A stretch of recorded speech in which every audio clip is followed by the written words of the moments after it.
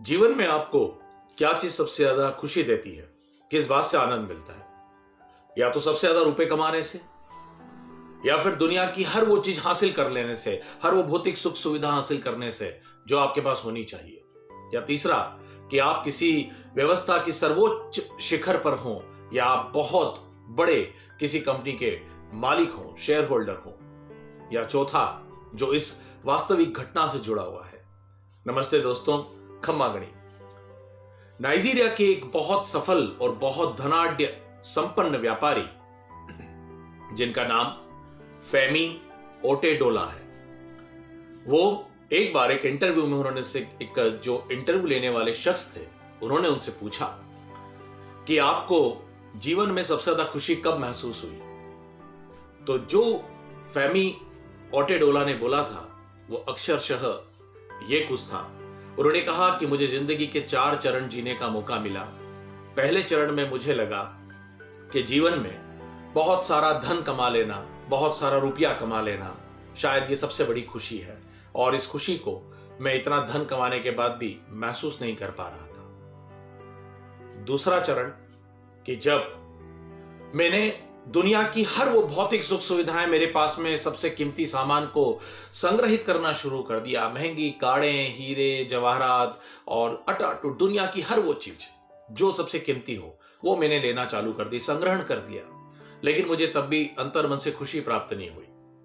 तीसरी बात, जब अफ्रीका और एशिया के अंदर क्रूड ऑयल, डीजल की सप्लाई के लिए मुझे इस बात का एक दायित्व मिल गया, और जिसमें मैं 95% शेयर होल्डर था। मेरे पास में सबसे बड़ा समुद्री जहाज, एक पोत था, और मैं इतना धन संपन्न था कि सब कुछ मेरी ही इच्छा से और मेरी ही व्यवस्था से हो रहा था। लेकिन उस सर्वोच्च व्यवस्था को प्राप्त करने के बाद भी मैं अंदर से वो खुशी महसूस नहीं कर पा रहा था। तभी लाइफ में एक चौथा चरण आया।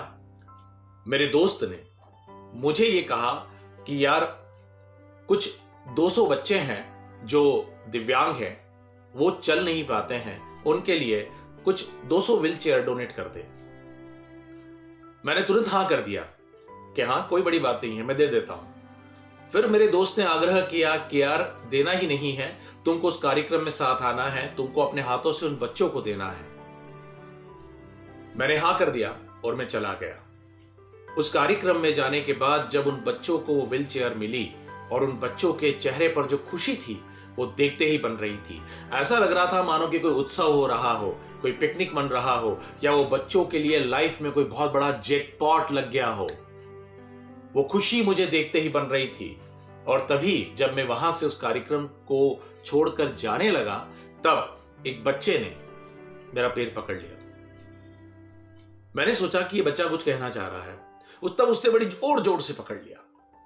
मैं नीचे झुका, बैठा, उस बच्चे के पास झुक कर पूछा कि बेटा, तुमने मुझे रोक लिया, क्या तुम्हें और भी किसी चीज की जरूरत है? तुम कुछ और चीज चाहते हो मुझसे कि मैं तुम्हारी मदद कर सकूं? उस बच्चे के जवाब ने मेरे जीवन का दृष्टिकोण बदल दिया। उस बच्चे का जवाब था कि मैं आपको एक बार मिलकर ये चेहरा याद रखना चाहता था, ताकि जब मैं आपसे दोबारा स्वर्ग में मिलूं तब मैं आपको फिर से वहां मिलकर आपको धन्यवाद कह सकूं। ये छोटी सी बात ने एक बहुत बड़े अरबपति व्यापारी के दिल, दिमाग में, विचार में एक दृष्टिकोण बदल दिया और खुशी का मापदंड बना दिया। और उस बच्चे की इस बात से जो खुशी उसको मिली, वो शायद और कोई नहीं दे सकता था। आप भी आज ही इस बात पर विचार करिए कि दुनिया को छोड़ने के लिए बाद में आप किस चीज के लिए याद किए जाएंगे? क्या कोई चेहरा है जो आपको याद करना चाहता है? विचार करिएगा, कुछ अच्छा करिएगा, किसी के लिए कुछ बेहतर करिएगा। शायद उसकी जिंदगी में आने वाले बदलाव से आपके अंतर्मन में अटूट आनंद और खुशी का संचार हो जाए। जुड़े रहिएगा। जय हिंद, वंदे मातरम, स्टे कनेक्टेड।